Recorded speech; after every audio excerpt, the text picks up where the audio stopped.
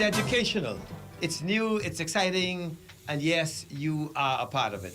Good morning, and welcome to Direct Talk, a new 2-hour talk show on the biggest network in the country, broadcasting live from our studios here in the capital city of Nassau, 1540 AM, 104.5 FM, and simulcasting on our 810 Northern service. You can tune into us on Television 13 or join us on our social media platform, Facebook, Instagram, and Twitter. For only the sun covers the Bahamas better than Radio Bahamas. I am your host, David G., and I'm honored to have been given an opportunity to be here today in the capital city of Nassau. I woke up this morning singing "Sign Me Up for the Christian Jubilee." Write my name on the roll. The Cooling Waters was with me this morning as I woke up. Amen. And so as we've come today, we're going to be talking about something that has troubled the city of Nassau for a long time. We're going to be talking about the revolution of the Nassau city dump. We're going to start with prayer. And I thought he's a good Anglican. And so to do the honors of opening us in prayer, I'm going to invite Mr. Henry Dane to give us our opening prayer this morning. Shall we? Yes.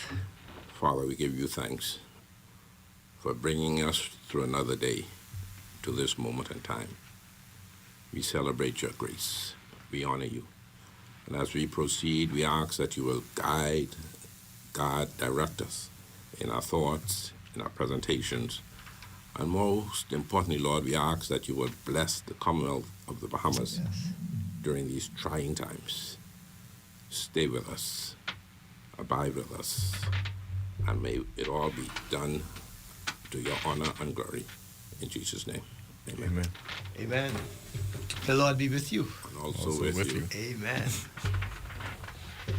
Newspaper articles over the years have carried the headline, "Inferno, colossal blaze near the landfill burns through the night." And fire still burning as it has been contained by the authorities as they prepare to use all assets necessary to prevent the spread of the neighborhood. And then another story that carried, "Flee the fire." It talked about this place called the city dump in Nassau. And then there was another headline story that said, "Jubilee Gardens evacuated as smoke from dump fire chokes residents."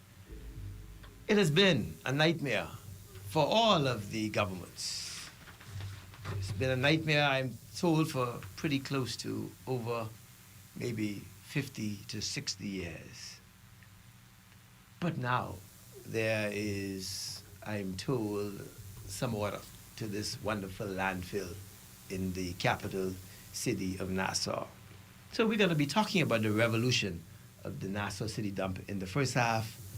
And then in the second half, after the midday news, we're going to be talking about COVID-19, the third wave. Joining us via Zoom is going to be Dr.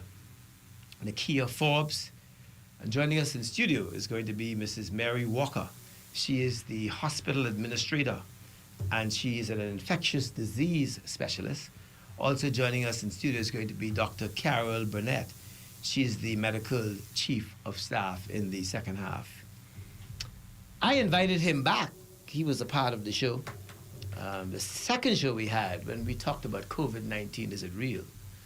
In the person of Mr. Henry Dane. He's the chairman of the Operations Committee and vice chairman of the New Providence Ecology Park, formerly known as the Nassau City Dump, or today we call it the New Providence Landfill, Sanitary Landfill. Good morning, Mr. Dane. Thank you for having me again, sir. It's always a pleasure. And joining him, he brought the future. Smart man. He is a Dr. Bentley Higgs. He's the lead project engineer of the New Providence Landfill. Good morning, Dr. Higgs. Good morning. It's a pleasure to be here. Tell us a little bit about who this doctor. We know who Henry Dane is. Tell us a little bit about who this Dr. Higgs is, where he was born, where he grew up, and where he went to school. Well, my beginning days started here in the island of New Providence. formerly my family, being a Higgs, stems from Harbor Island, Eleuthera, and my mother, the Butlers. So I come from a lineage of hard workers, and basically, I grew up here on the island of Nassau, and and then matriculated through my education here through Temple Christian High School, and then started once completed that, I went to what was then known COB, but now UB. What I do recommend that most scholars start their tertiary education at the college. It's a good starting point, and it worked out very well for me. But from that, I went on to Florida A&M University and Florida State in Tallahassee, Florida, where I pursued and gained my bachelor's, my master's, and PhD in civil and environmental engineering. What's your mother's name? Joan Higgs. Joan Higgs. What's your father's name? John Higgs. Okay. Joan and John. Yes, but I was raised by my grandparents, Joseph and Princess Butler. Where were you raised? Which area in Nassau?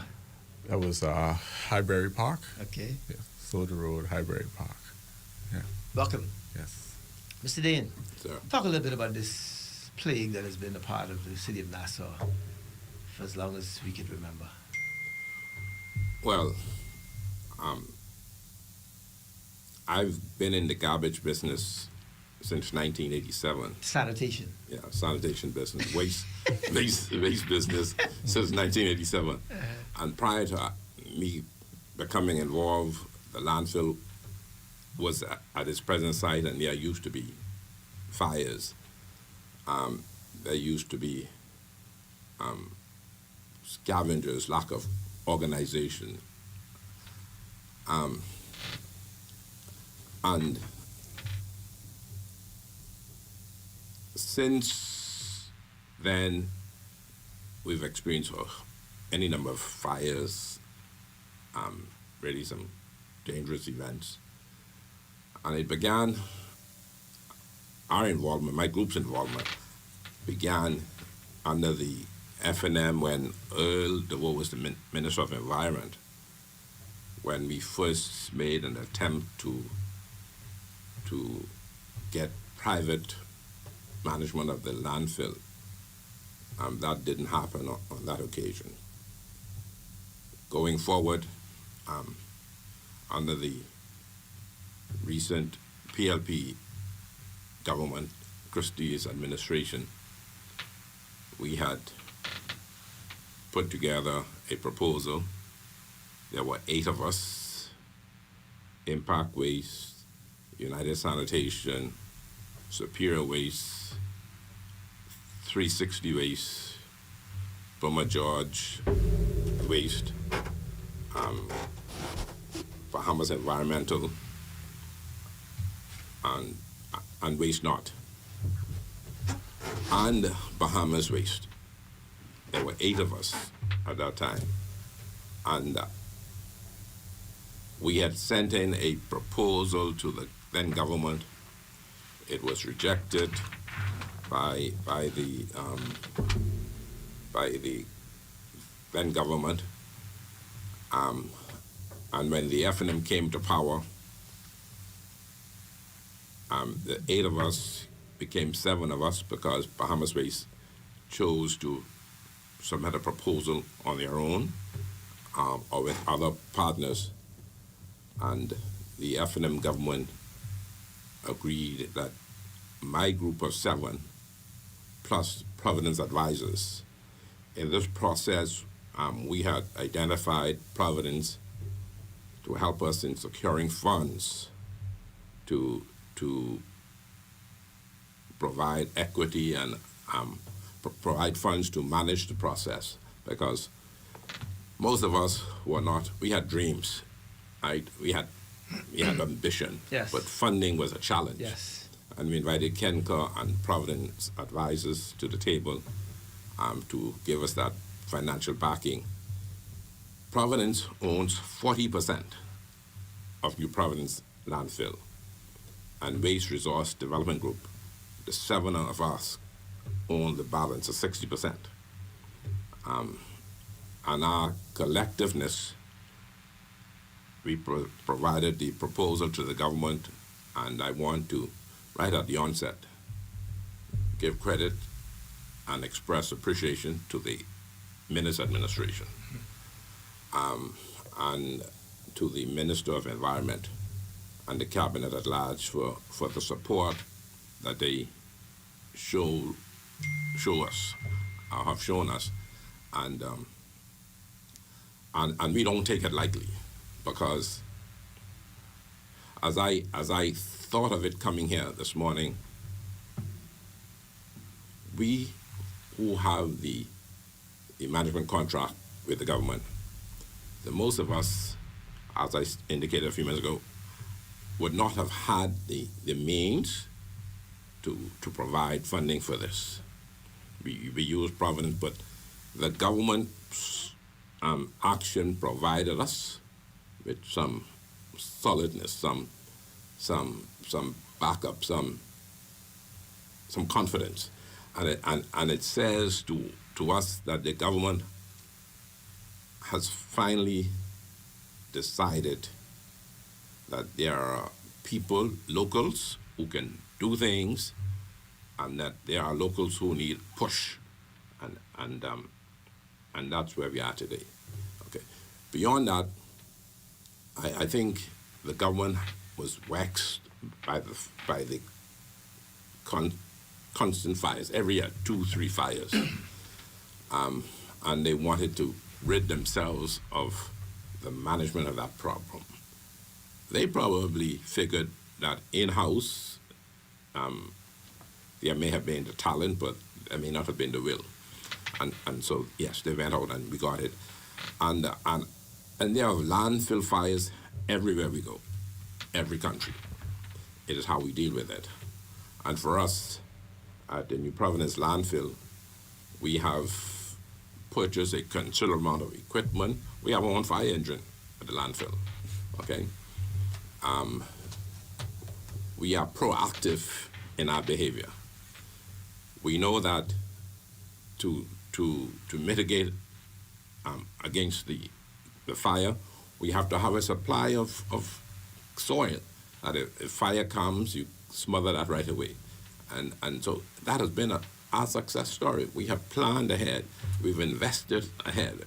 Ours is not a reactionary. We are proactive in our approach. Our equipment, too, has been useful in aiding the fire department. They've had a couple fires in adjoining areas, and we provided heavy equipment and our fire engine and our water trucks to help them manage. Our equipment is better suited for bushfire than the fire department, okay? But we have done a magnificent job. We've been in business for 2.5 years, and I think we have captured the first phase, where we can now say that we control, we know how to manage these little outbursts, and so we're moving now to the second phase of our development at the landfill, which is going to talk about recycling, separating of waste. How do we sort them, and how do we find external usage for them, or how do we create small industry locally to encourage others and to provide the end result? We want to provide longevity of the landfill, and if we keep putting garbage there, it won't be long. We have a 50-year plan for that. Our contract is only 10 years, and let me appeal to the government to give consideration right now to extending that to 25 years, as governments have done with the Iraqi port department and the airport. Okay, and if we want to have that comfort, we certainly can go out and find money and revolutionize the thing. We are doing design. Well, we are waiting on management to provide us a proposal on how do we evolve from here, and so by the end of the month, I think we'll have that, and we'll be well on our way to a huge success story. Very well. Dr. Bentley Higgs, for those listening, tell us what is the process? How does the landfill start? What is the process of your day-to-day operation at this landfill? You know, I knew a little bit about it because when I was the Member of Parliament for West End and Bimini, the Bimini landfill came on stream after the 97 general election under then the leadership of the Honorable Hubert Alexander Ingram. Because prior to that, Bimini, like the city of Nassau, dump was on North Bimini in the middle of the town. And not only the odor they had to deal with, but they also had to deal with this slightly unpleasant, every day. And so I was also involved in when we closed down the dump in Sea Grape in 8 Mile Rock. Again, they had put this dump right next to where the residents live. And let's talk about what are some of the health hazards as it relates to where these dumps were back in the days and what is the plan going forward for the New Providence sanitary landfill. Yes. Thank you. So I may not know all of the historical and the locations of all of these old sites throughout the islands, but I've been, in my short period working with the government and with NPEP, I've been, privileged and able to tour some of the islands and see some of the facilities as they are. But before I start, and to piggyback off of Mr. Dean, I want to, I usually start our meetings, our internal meetings, with an inspirational thought, but I have one from Napoleon Hill. I love it. The starting point of all achievement is desire. The starting point of all achievement and desire. And as Mr. Dean indicated, I think with the majority Bahamian-owned team, I think that's where the desire started. Yes. All right. So, in terms of the New Providence landfill, it all starts with a plan. And as Mr. Dean indicated, we have a board of directors, we have a management team, we have operations team, we have engineers, and holistically, these teams or these entities come together and provide a plan. With that plan, then we can go out and execute and provide what the services that we are providing today. Now, encompassing that plan comes with as Mr. Dean says, a fire suppression plan. That's, first and foremost, that would have been the public eye, what the public saw. So that would have been the first line of attack for the team. So we quickly engage and engage resources in order to secure machinery, pumps, hoses, fire suppression equipment in order to mitigate and manage any outbreaks of fires that there may be. When we first got on site, there were underground, subsurface, subterranean fires taking place, some surface and some, as I said, subsurface, and we would have gone through our engineering processes and protocols in order to eliminate them and distinguish them. So with that, it was basically it was a full-on engagement to reduce the footprint of the landfill. In prior years, there was this widespread of mismanaged waste where it was wide open, little to no cover.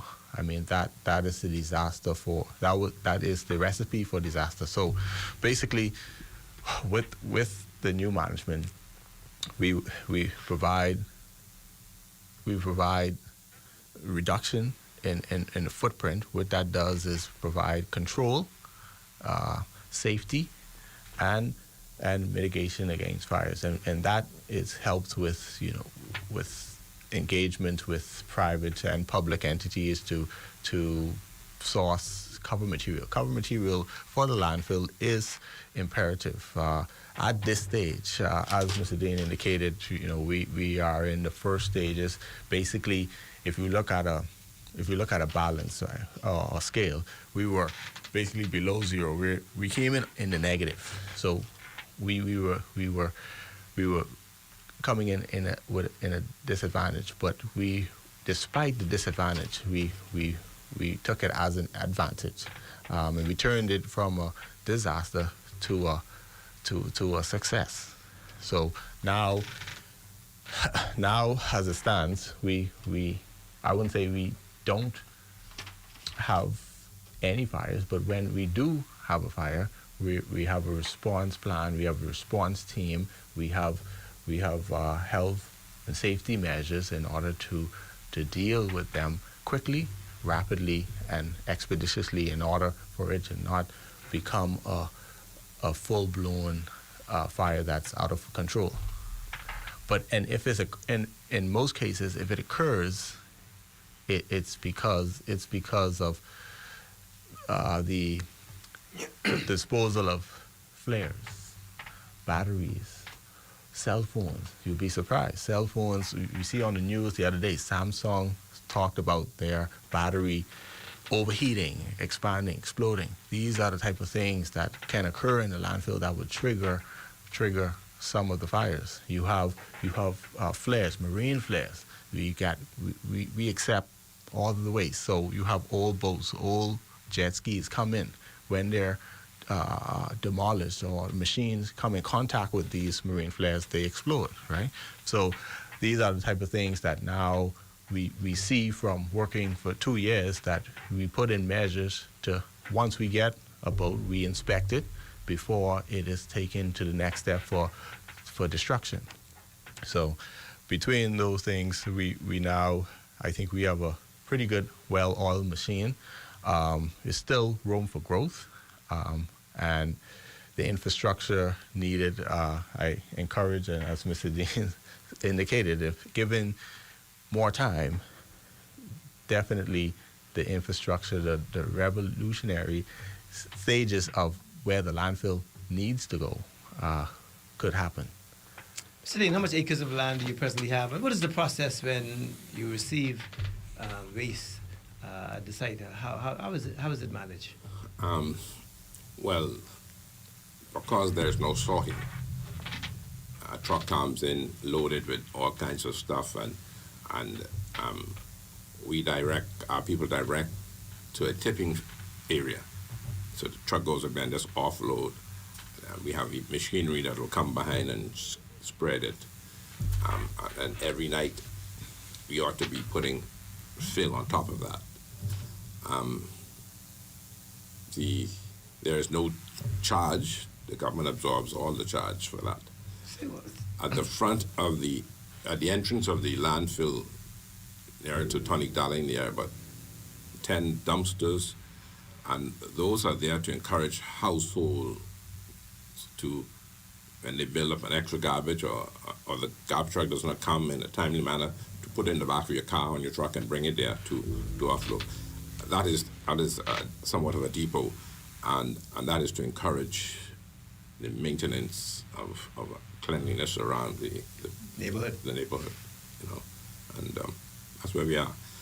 And I want to say that I invited Dr. Higgs here because truly he's a part of the future. Yes. Those of us, we dreamt of it. It's here, and he and others are part of taking this to another level. They are deeply involved in the engineering, design, and the execution. Ours is really oversight, and so he is engaged. We've had to engage 2 foreign teams, consultants, to help us in the process, and he's employed by one of them. But ours is that in the future he becomes a part of a full Bahamian team, because in the next 2-3 years, we as Bahamians are going to be fully responsible for this thing. For the management of the landfill? Management and execution. Okay. In Grand Bahama, we have it with the sanitation services, who has been doing an excellent job of maintaining and managing our waste. We pay for it. The day has to come, and I couldn't care who it is. I mean, we often talk about something for nothing, but I tell you what I like about sanitation services. Every Monday morning at 5 a.m. and every Thursday morning at 5 a.m. Clockwork. I like clockwork.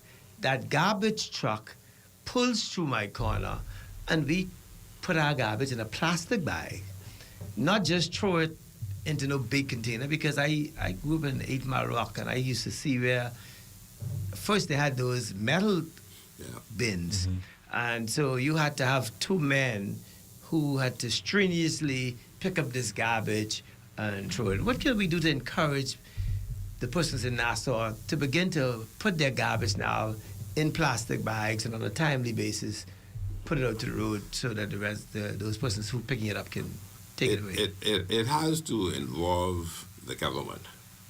It has to be mandated by the government. And then the government has to allow a period of introduction. Yes. Yes. Training, climatization. And if it ever gets to that, then we may as well just go into sorting at the point of collection. Yes. A green bag, a red bag, whatever the colors. Yes. So that we know that certain things at the landfill go in certain areas, and it helps the process of recycling, and it becomes a healthier situation, extends the landfill, it creates opportunities not only for us who own and manage landfill, but for the general population. I traveled a couple islands in the Caribbean, and I think it was St. Kitts a few years ago, and I was impressed. And then I see it in Florida, where persons in private vehicles on pickup trucks went around and collected cardboard boxes and cans and bottles, and they redeemed those for a fee. And so I believe that's where we headed, to offer that again with government's assistance, and it ought to generate some income. There used to be, I think, this bottle recycling done by Commonwealth Brewery. Yes. I understand that has stopped for whatever reason, but the bottles still come in, and the cans still come in, soda cans, I think, and for the size of our economy, there is little, if any, industry we could create from this supply. So we have to stockpile it, package it, and find an outlet far away from here. And during these pandemic times, the lack of production, that has reduced the availability of outsourcing. Things are opening up. I expect that come January 1, we at the landfill will take a new approach. I tell you what, I met a gentleman who works at Sanitation Services in Freeport. He says he takes a cruise every year from the bottles he collects at the landfill in Freeport, puts them into a crate, takes them down to Salisbury, and he gets his credit from them, and he's able to take himself on a cruise every year. Yeah. We're going to take a station break. As we go to the break, I want to say a special good morning to my golden girls in Freeport, Mr. Agnes Sanders, who continues to watch the program. She gets upset when it doesn't come on. Mrs. Chung, Mrs. Dorothy Lightburn, and former Senator Naomi Seymour say they stop watching The Price is Right now in the morning. They get to watch me and Spence Phillison here on the ZNS Network. We can take a station break. When we come back, we'll continue our conversation as we talk about the revolution of the Nassau City Dump. I'm your host,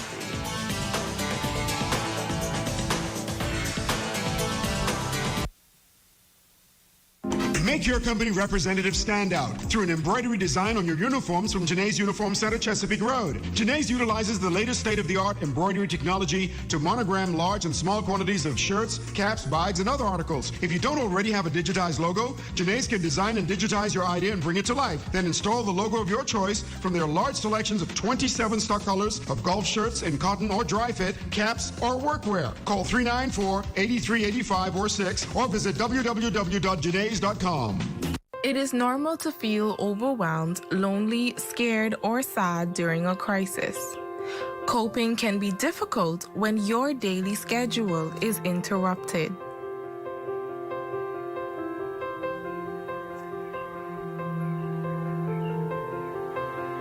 Drinking may feel good, but is not the best way to cope with stress. It can worsen your mental and physical health and impact your family. So how can you cope?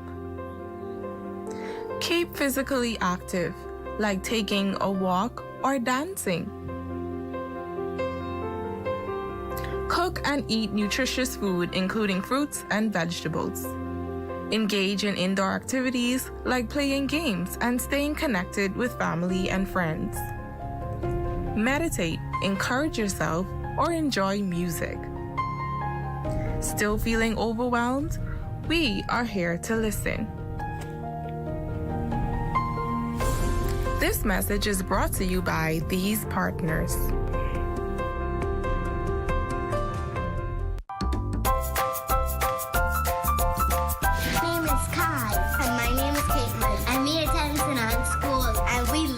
Watching the ZNS Kids Club.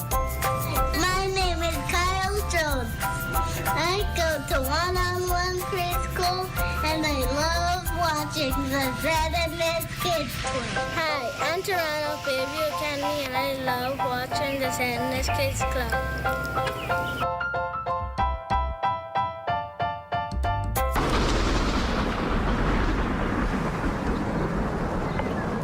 Hurricane season is here, so now's the time to start checking off your list. Make note of what you have. Test your batteries, radio, flashlights, and the expiry date on your first aid kit. You may have to replace a few things. Then make sure you have at least 1 gallon of drinking water per day for each person, 2 weeks supply of non-perishable food, a cooler for ice, and if you have an infant, pack a bag of baby items. Keep spare toilet paper, paper towels, and sanitation wipes, along with cleanup supplies, trash bags, waterproof packaging for personal documents, and mosquito repellent. Have 2 extra face masks per person and enough hand sanitizer and life vests for everyone in the household. And have a plan. If shelter gets compromised, plan with household members beforehand how you will escape. That might mean having a knife, axe, crowbar, or other tool to pry open a door, window, or roofing in an emergency. For more information and a full hurricane prep checklist, visit ZNSBahamas.com.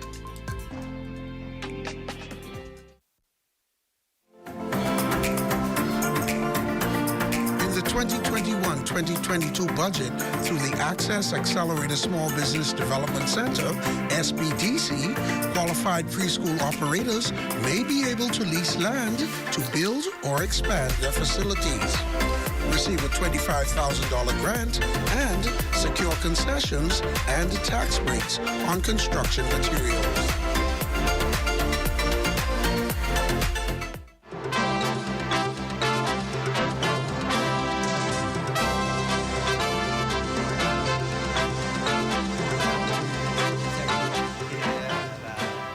New Providence Studios, located on 3rd Terrace, Centerville.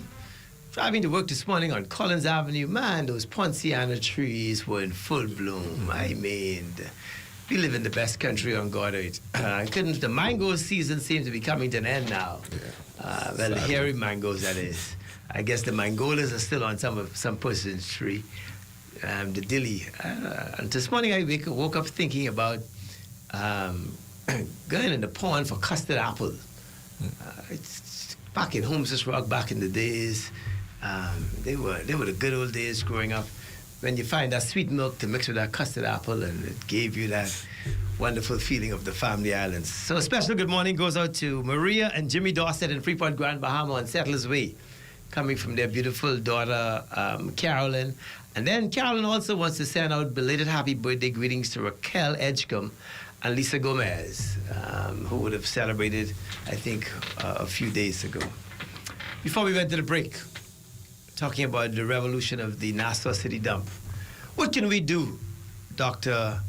Higgs, to educate Bahamian as it relates to indiscriminate dumping, and how do we separate our garbage? Where can we take them? I thought you raised a very important topic, talking about how we are able to preserve and recycle Let's talk a little bit about it. Yeah, so firstly, I want to say that cleanliness is next to godliness. Amen. All right, so with that in mind, us being a Christian nation, we should know that, you know, there should be some decency and order, right? And in order, we should not be indiscriminately dumping, right? But for the entire island, the way we need enforcement. Law enforcement needs to. There are rules on the books for illegally dumping of waste. Persons throwing waste out of their cars. There are rules. There are regulations for that. So these rules need to be enforced. If they're enforced, then I think you would see that folks will fall in line. Just look at the COVID example. We didn't have lockdowns in my time. We never had lockdowns. But as soon as the government enforced it, law enforcement was on it, everyone complied, you know? So I think with the rules on the books being enforced, we could mitigate against the level of indiscriminate dumping. Also, with the starting from the home, there needs to be a level of no waste mindset. We need to move from a level of wasting to a level of reuse, recovery, and upcycling, recycling. The difference between recycling is the destruction of a material to convert it into something new. Upcycling is using that existing product for something new without destruction. So when we look at our plastic bottles, we look at our cans, all it takes is innovation to convert one product to another. But it's not necessary, and bringing it back home, it's not necessary for us to, because we don't take the time to, you know, think and think outside the box. It doesn't mean that we must throw our waste in the bushes, because we only have one Bahamaland, one country, and we need to take care of it. If we don't take care of it, somebody else will.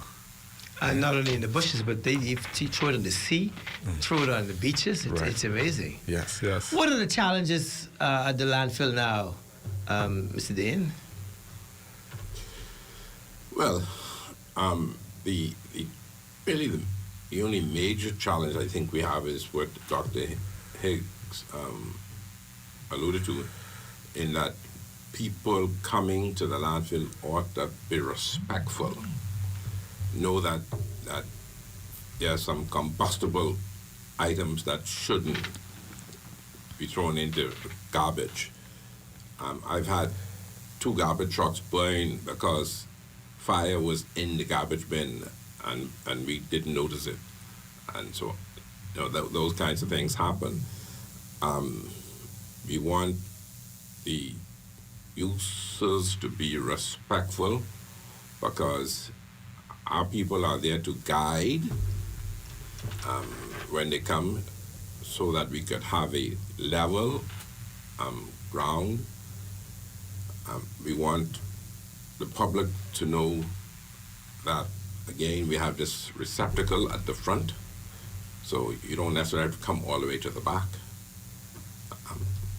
But we have controlled much of the problems that we have inherited, and so we're not having that many challenges now.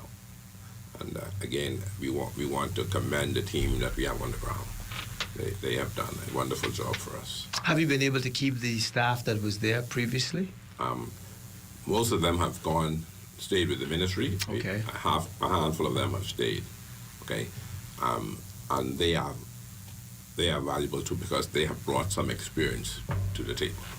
Okay, but most of them have stayed with the government because they were close to being pensionable, and to break that was not a reasonable thing to do. Okay.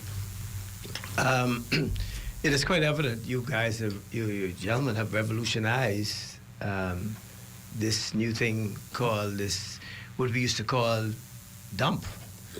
The dump. To where you are now able to, in your next phase, look at, I like the word you use, upcycling and recycling. Yes. That's going to require all of the citizens in terms of putting it in different bags. And that's going to require a massive educational campaign. Where do we start with that, Dr. Higgs? Schools? Do we start at the churches? Well, I mean, I guess from the standpoint of everyone, they would agree to say that the children are the future. Yes. And we figure that going into the schools would probably be the best, the starting point. Engaging having solid waste management as a part of the curriculum and how that protects the environment is important. That could be done in the science classes, the physics classes, the health classes, and it could expand from there. Then from there, it needs to have maybe community involvement, public service announcements from different subdivisions. I mean, they have town meetings, so these stuff can be done easily, but it needs the governmental support and backing in order for it to actually have the weight it should have and the progression and execution we need to see. And you have to have the political will. First and foremost. Yes, you have to have the political will to do what is right. Yeah. But more importantly, to get people to understand that we have an obligation to pay our way through life. Everybody is expecting the government. I tell them, government is us, you know. Government has to collect the taxes to pay for the services. So I long to see the day when the city of Nassau becomes like Freeport, where you can pay, but you have to have a one-time service. What do we do, Mr. Dane, to make sure these trucks continues to work and operate and on a timely basis to remove the garbage? I think the government in the last 3 years has done a relatively good job at timeliness. What the government has done is they've started a twice-weekly rotation, and then they've increased the number of companies doing the work. And the work is allocated. They've broken them down into groupings, and I think for the most part that timeliness is at hand, okay? And it's still managed by the government, the Department of Environmental Health Services. So I think it is one. Previously, the challenge may have been the once-a-week service. Yes. Then when the government was doing it, there may not have been enough trucks. And then two, particularly in the inner city communities, there's a greater amount of garbage generated than the outskirts. Yeah. They're more densely populated. Yes, more people live in those homes. Absolutely. And so those areas had to be looked at. And so, with twice-weekly service, I think the government has done a wonderful job in capturing the challenges. How do we pay? Who pays? You know, that's a decision of the government. But certainly, some areas I think are prepared. They understand that the service is needed. The service is now wonderful, and I think that for the most part, people are prepared to pay for garbage. Yeah, it's the government's decision. I think it should be a phased-in approach. Maybe starting with the businesses. You could do the businesses in different categories. No, but businesses are the only ones that pay for it. It's the household that are not paying. So the businesses pay now? Pay. Oh. Businesses pay. All the private operators, to get a license, you need to have a contract with a licensed operator. Okay. The businesses pay. Okay. Okay. What about the hotels? The hotels are like businesses. Okay. They pay for the collection. There is no dumping fee. The cruise ships pay for the collection. There is no dumping fee. The government absorbs all of the costs of managing the garbage when it comes in. So the time has come now where they should look at some kind of dumping fee. Well, you talk about sanitation service in Grand Bahama. Oh yeah. And the Caribbean and the U.S. Yeah, no, there is a fee for dumping. Managing the process at the landfill is a hugely expensive exercise. Has to be. Right. At present, we spend somewhere around $300,000 a month on equipment rental. I think that has nothing to do with staffing. That has nothing to do with fueling. That has nothing to do with the fill that we have to buy. We are now negotiating with the dredgers of the port, and we are going to spend close to $200,000 hauling that dredge stuff from downtown to our landfill, because every single day we have to cover the garbage. Yes. And it helps with the fire. It helps with the stench. It helps with the rodents. And if we don't have it, we put ourselves at a huge risk, and then we not only risk the environmental effect, but we begin to look at it as people who don't know what we're doing. Or not maintaining your contract. Absolutely, and we can't afford that. You still have challenges with scavengers at the dump site? No. What we have done is we beefed up our security hugely, threefold, and so we don't allow them to gain access. If one slips in, they're not there for long. Okay, so security is doing a wonderful job there. Maintaining it. Yeah. As we get ready to close this show, any closing comments, Dr. Hicks? Well, I do. I open with my inspirational. I open with my inspirational thought, but I like to close with one, and it goes by this. It's from Marva Collins. It's success doesn't come to you, but you got to go for it. Success does not come to you, but you have to go for it. So that means that NPP, the group that we have here, we have realized that success does not just come to us, but we have to go get it. We have to turn what has been a disadvantage into an advantage, into a success story, from dump into a sanitary landfill, from a landfill to a recycling agency. So we want to evolve from maybe some people would say a non-sustainable way of managing waste in a landfill form into a first world recycling facility that will turn your waste into reusable products that could be resold, revitalize the economy and other industries. We have some photos we wanted to pull up before we close out to show what used to be at the site. This is now before and after. I know Mr. Dane might not be able to see it, but I know Mr. Hicks can. Talk about it, Mr. Hicks.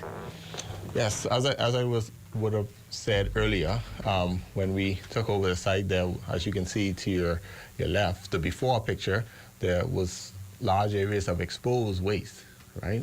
That, as I said, is the recipe for disaster. At the after, with the engagement of the management team, with the solidified plan that was projected forward for the site, we were able to provide the level of reduction of footprint. As you can see, a significant reduction, and what that does is it provides a level of compaction, covering with the fill material, and mitigation of the fires that would have been plaguing us for so many years. So, and as you can see before, again, you have a large open area in this picture.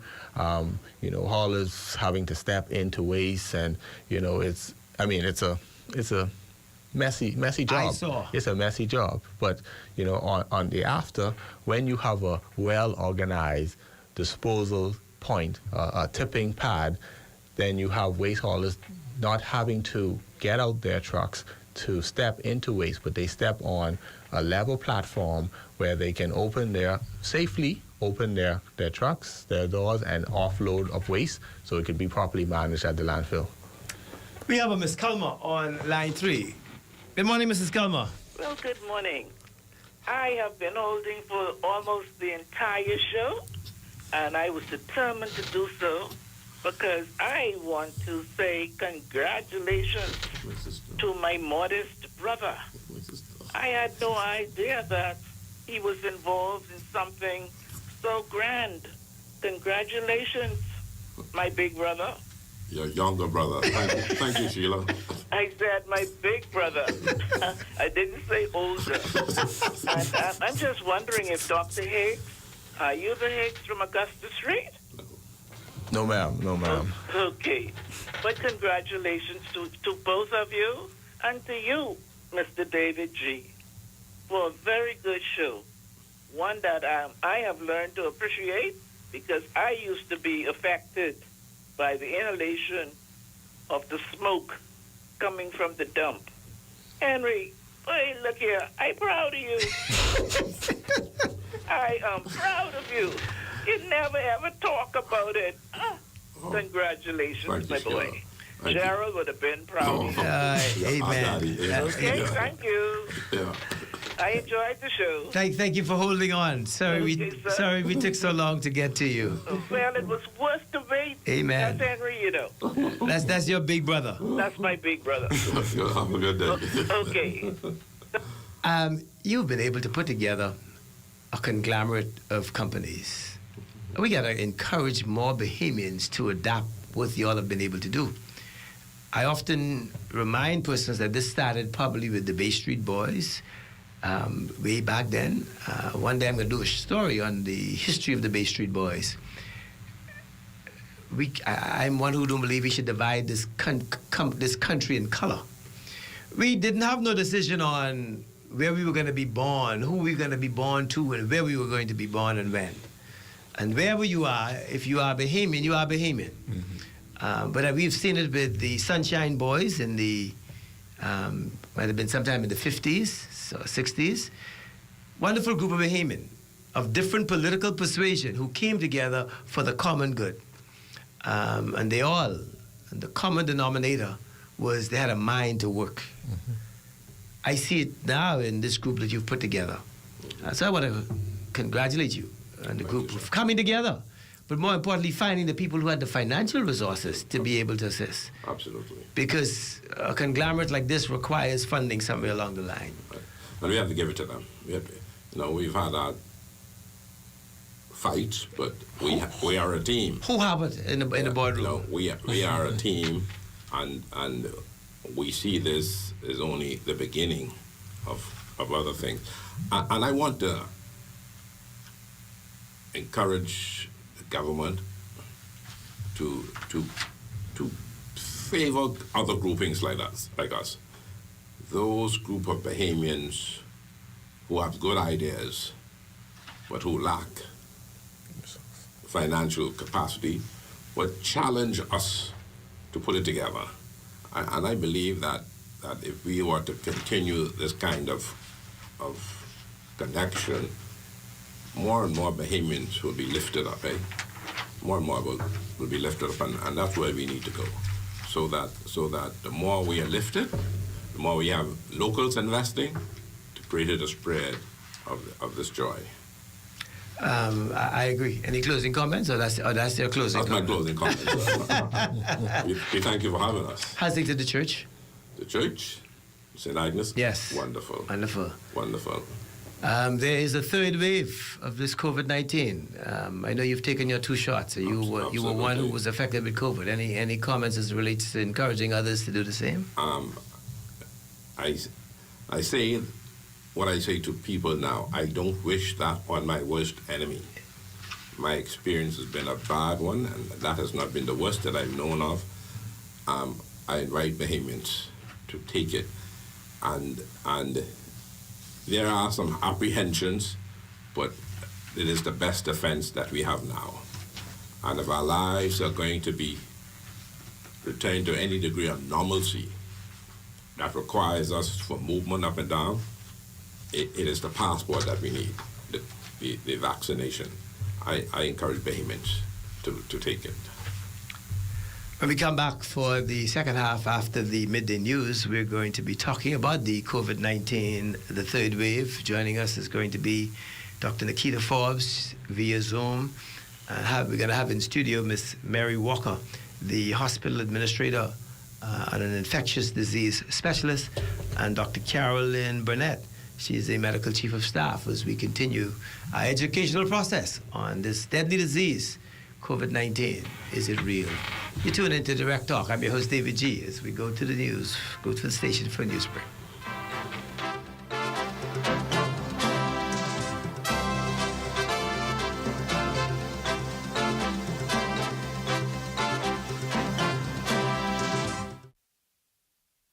Did you know that 1/3 of all traffic fatalities occur as a result of excessive speed?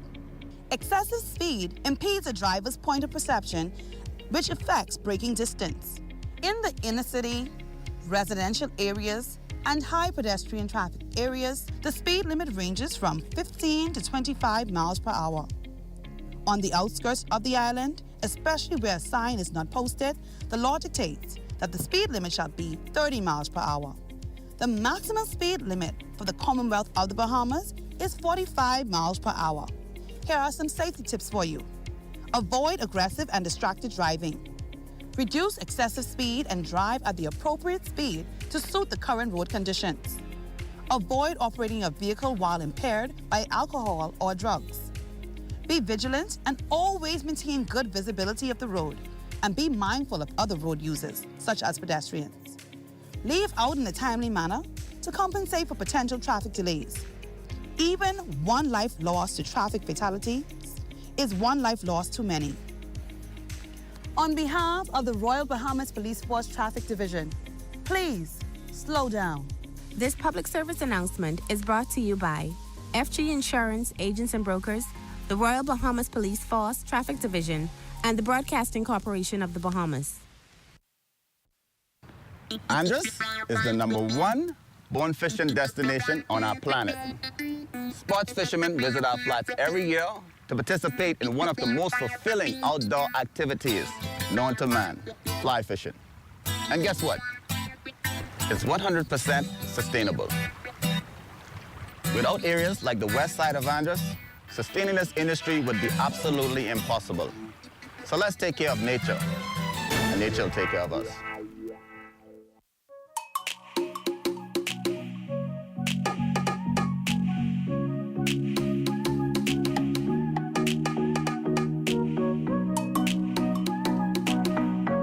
It's a part of all of our lives.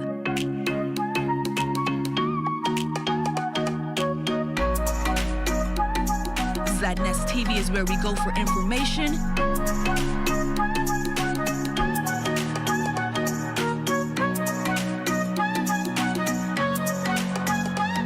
entertainment, and enjoyment.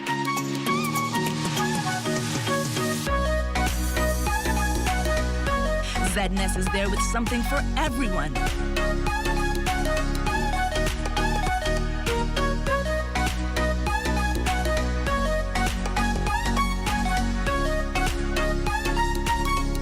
ZNest TV, a part of our lives for 40 years.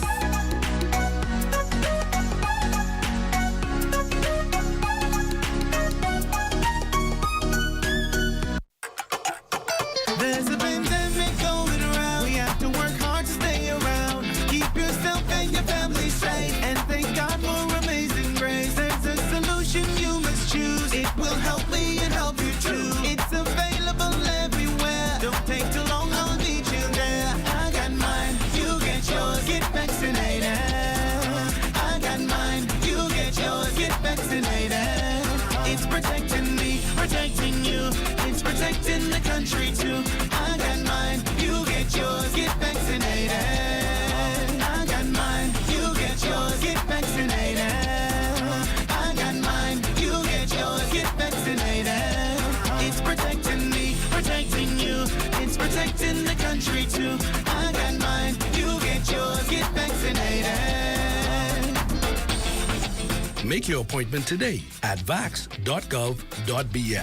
That's vax.gov.bs. This message is brought to you by the Ministry of Health in conjunction with Bahamas Information Services. There are numerous untold stories. This is our legend. And I said, but Reverend Cadogan, there are dozens of membership manuals. You could get them anywhere. He said, but none have been written from a Caribbean perspective. None have been written by a son of the soil. He said, and you are fresh from seminary. I want you to write it. Hepatitis is the inflammation of the liver, which is the organ responsible for filtering toxins from the body, producing bile for digestion, and producing proteins and clotting factors. The most important cause of hepatitis worldwide is viruses, of which there are 5 main types: A, B, C, D, and E. Hepatitis B and C are major health challenges globally, affecting over 300 million persons worldwide. The suspicion of hepatitis may be a challenge, as there are typically no symptoms. However, if infected, non-specific symptoms may include decreased appetite, nausea, vague abdominal discomfort, jaundice or yellow eyes, and abnormal liver function tests. If not treated, hepatitis of any type can lead to cirrhosis and liver cancer, which leads to over 1 million deaths worldwide. If you suspect you may have been exposed to the virus that causes hepatitis, talk to your doctor today and get tested. This public service announcement is brought to you by the Public Hospitals Authority in conjunction with the Medical Association of the Bahamas and the Broadcasting Corporation of the Bahamas. In the 2021-2022 budget, through the Access Accelerated Small Business Development Center, SBDC, qualified preschool operators may be able to lease land to build or expand their facilities, receive a $25,000 grant, and secure concessions and tax breaks on construction materials. What I love most about working for the Bahamas tonight is that we don't only focus on New Providence. We cover the entire Bahamas. We have a team here in the Northern Bahamas that is ready to bring you the stories, the people, and the news that matter to you. From point A to Z, from covering hurricanes to elections and everything in between.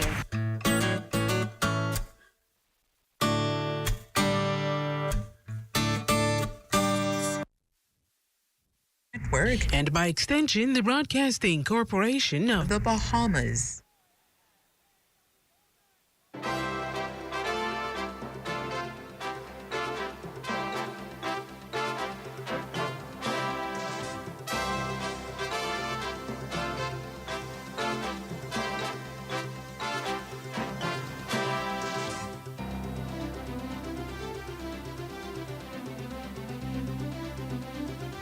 Welcome back and good afternoon. You are tuned into Direct Talk. I'm your host, David G., here in the capital city of Nassau.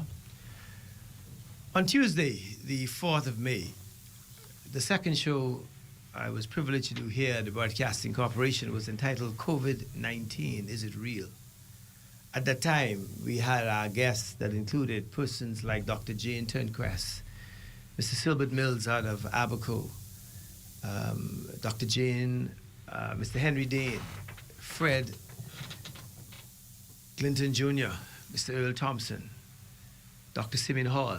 They were all affected with this deadly virus. And we all concluded that it was real and it was being spread in the Bahamas. It arrived in the Bahamas on the 15th of March, 2020. As you know, this would have started in a place called Wuhan, China. We've seen the first wave, we've seen the second wave. We are now, we believe, in the third wave. Joining me today for the second half of the show is Miss Mary Lightburn, the hospital administrator, Mary Lightburn Walker, the hospital administrator, and an infectious disease specialist, Dr. Carolyn Burnett Garraway, the medical chief of staff, and on the Zoom we have Dr. Nakia Forbes. I'm told a South Andrews girl. She is the infectious disease specialist at the Princess Margaret Hospital. Welcome. Thank you. Thank you. Tell us a little bit about what is going on with this deadly disease, Mrs. Walker. It is certainly present in our country, and the Princess Margaret Hospital has been in this battle now, as you indicated, from last year, early March. The conditions that we are currently under mimic those of the second wave. We are in emergency mode at the Princess Margaret Hospital. We are inundated with persons presenting. These persons who are presenting now appear to be more ill than in the second wave. And we are up to a capacity today of 30 plus persons in the hospital, 30 admitted. 2 of those persons are on ventilators. And we also have what you call persons under investigation who are being assessed. for COVID. And right now, there are currently approximately 8 of those persons in our emergency room right now. We are also challenged with regular admission beds. And at this point in time this morning, we started off the morning with about 14 persons in the emergency room, also waiting for an admission bed. The same persons have been working this entire wave from it came to this country. I'm talking about the healthcare workers of the country, be they at Princess Margaret Hospital, the Rand and Grand Bahama, Sandler's Rehabilitation Center, or anywhere in the public system, particularly South Beach Health Center and our partner, Doctors Hospital West. We're all facing that same challenge. We're tired. We're exhausted. The healthcare professionals, I think some of them are actually roasted or toasted, as we would call it. Burnt out. Burnt out. Almost to the point where you're saying, yes, they need a break, but the challenge is there with the clinical presentation every single day. Every day, 24 hours a day, we have to make sure that we can find the staff to provide the care for the persons who are now presenting. So if there's any message that we want everybody to inculcate in themselves today and to take to heart, is that COVID is here, COVID is real, and we need to take the precautions to prevent the spread of infection. Yes, the public health precautions of washing your hands, social distancing, staying away from crowds. And more importantly, we have in our arsenal the ability to get an immunization. We should take advantage of all of these mechanisms that are in place. These are our tools, our public health tools to stop the spread of infection, and we should be using them all. That would be my take-home message today. Dr. Gary, we have seen the numbers increase on the dashboard from 33 one day. We've seen it gone up into the 80s one day. Talk to us about the increase in numbers and what can persons do to protect themselves. Okay, so the numbers are real, and I'll be more blunt than the HA. People are dying from COVID-19. It's real.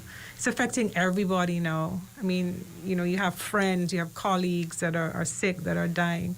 So we need to take this seriously. And, we need to stay home. So in the first wave, when we locked down the country, definitely, I'm an emergency physician, and then we saw fewer persons coming in with road traffic accidents, gunshot wounds. But now we're inundated not only with COVID, but also with our regular trauma and, the non-communicable diseases. These persons are coming in quite sick. So, for example, yesterday we had gunshot wounds. Yesterday we had 2 young men die in a road traffic accident. And this is straining the healthcare system. So we are at breaking point. We have no beds, and the staff is burnt out. And we need to protect that so that we can take care of all the persons that present to Princess Margaret. So we ask in the public, stay home, don't go partying, don't be gathering in crowds, keep your 6-foot distance, get immunized, wear your masks, only travel if it's essential, wash your hands, go and donate blood because we still have the traumas coming in. You won't get COVID from donating blood. We need people to come, and we're in desperate need of blood right now at Princess Margaret Hospital. And help the healthcare workers to serve the public and give the best care that we can. Joining us on Zoom today is Dr. Nakia Forbes, the infectious disease specialist and consultant at the Princess Margaret. Dr. Forbes, are you there?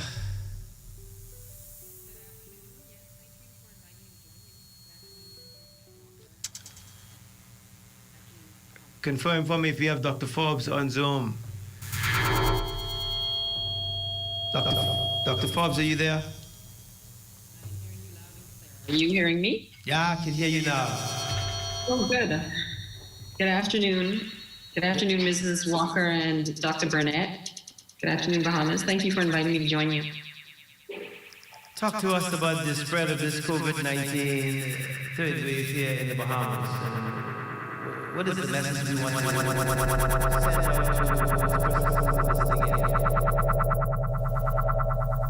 Well, as you correctly said, we've been been fighting this battle with COVID, not just worldwide, but here in the Bahamas for quite some time, since March of last year. And what is consistently happening is that we are having waves of COVID, much like the rest of the world. And so we're currently in the third wave of COVID-19 in the Bahamas. And many other countries are experiencing a surge of COVID-19. And there are a lot of things that are contributing to that. One of those things is emergent variant strains. The Delta strain, which is projected to be the most predominant circulating strain right now in North America and many other locations, is very infectious. It's about 60% more infectious than another strain, the Alpha strain, that was deemed to be more infectious than the original COVID strain. Additionally, we have people getting tired of following those public health precautions and under vaccination and reopening of countries and business as usual. And all of this is causing concern, and it's alarming because I was just reading this morning in Infectious Disease Society of America News that globally and here at home, we have to be concerned that there's going to be a resurgence of COVID-19, despite the advancements we've made with the vaccine over the last year. But we have learned some things, and we know that COVID is not going away. It's here to stay. It's going to be a circulating respiratory virus for this immediate period, for some time to come. And so we really have to learn how to live with this virus, how to protect ourselves and get the facts. And we could talk more about that, but in brief, vaccination helps tremendously. We know that vaccinations are very effective so that people are not likely to get COVID-19. And if in the unlikely situation that you get COVID-19 after being vaccinated, you won't end up in the hospital or die. We know that from international data and studies. We also know that from our home experience. At the Princess Margaret Hospital, where we have from our home experience, at the Princess Margaret Hospital, where we have from our home experience, at the Princess Margaret Hospital, where we have from our home experience, at the Princess Margaret Hospital, where we have from our home experience, at the Princess Margaret Hospital, where we have from our home experience, at the Princess Margaret Hospital, where we have from our home experience, at the Princess Margaret Hospital, where we have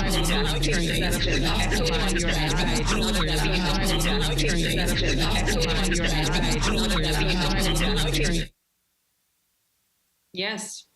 So COVID-19, we have identified that there is something called a long hauler syndrome. We have identified that there is something called a long hauler syndrome. We have identified that there is something called a long hauler syndrome. We have identified that there is something called a long hauler syndrome. We have identified that there is something called a long hauler syndrome. I'm here, but I'm getting a lot of feedback from your end. I don't know hauler syndrome. I'm here, but I'm getting a lot of feedback from your end. I don't know hauler syndrome. I'm here, but I'm getting a lot of feedback from your end. I don't know hauler syndrome. I'm here, but I'm getting a lot of feedback from your end. I don't know hauler syndrome. I'm here, but I'm getting a lot of feedback from your end. I don't know hauler syndrome. I'm here, but I'm getting a lot of feedback from your end. I don't know hauler syndrome. I'm here, but I'm getting a lot of feedback from your end. I don't know hauler syndrome. I'm here.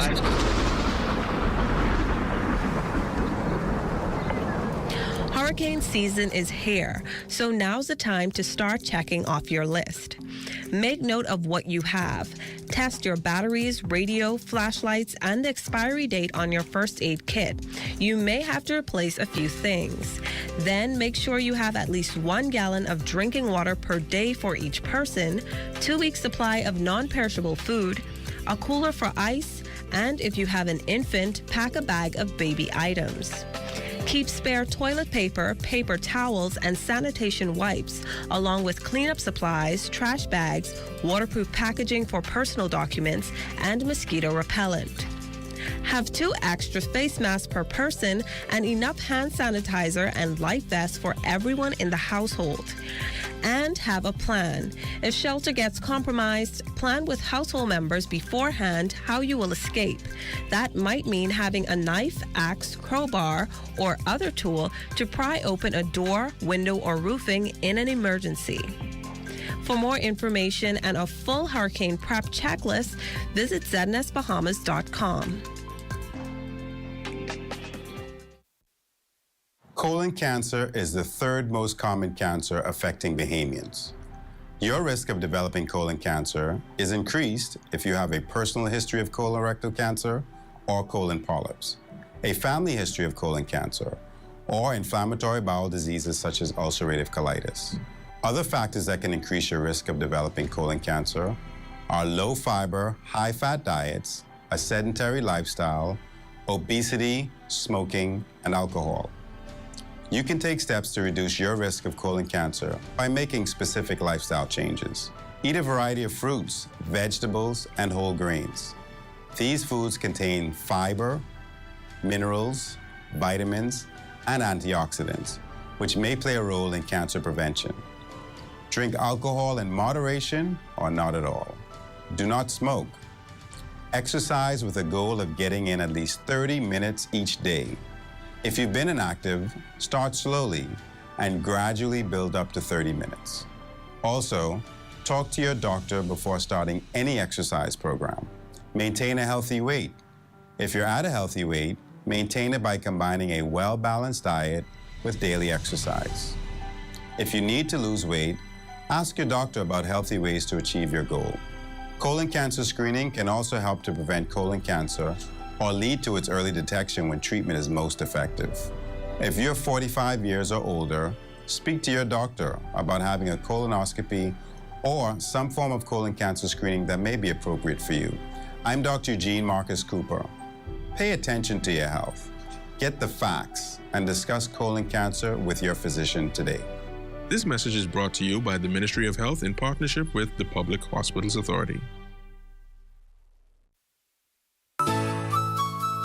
Large beach and pool parties are not ideal in this COVID environment, but keeping just a few friends close while in the water is actually a good idea.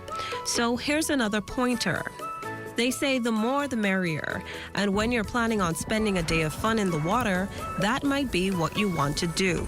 Swimming with someone else, especially when doing aquatic activities, is a standard safety practice. If you're by yourself and there's an emergency, having someone to call for help or assist is much better than struggling alone. Swimming with a buddy, not swimming alone, allowing you to have the ability to have somebody with you if you get into trouble. It's nice to be able to go in on a social environment with a buddy and be able to talk and enjoy the environment. Crystal Darling, ZNS Digital Media. Legend, a story that has been passed down for generations. This is our legend. I studied the political system that is happening in Africa. I look at the things that are happening in Haiti. I look at the things, especially the riots and the hanging in the United States of America. I also look at the things that are happening in Nassau, and I try to combine all these things into social realism and express how I feel. Breast cancer is the leading cause of cancer deaths in the Bahamas and in Bahamian women. At present, we are unable to prevent breast cancer, but performing screening mammograms can detect breast cancer at its earliest when there are no symptoms and when it is more likely to be treated successfully. All women should have a primary health care provider who is aware of their medical history, family history, and risk factors. Women 40 to 45 years can choose whether to start screening in consultation with their physician. All women 45 to 54 years should have an annual mammogram. Women older than 55 years can have a yearly mammogram or choose to have one every 2 years. Monthly breast self-exams in conjunction with the mammogram can increase the odds of early detection. Be proactive about your health.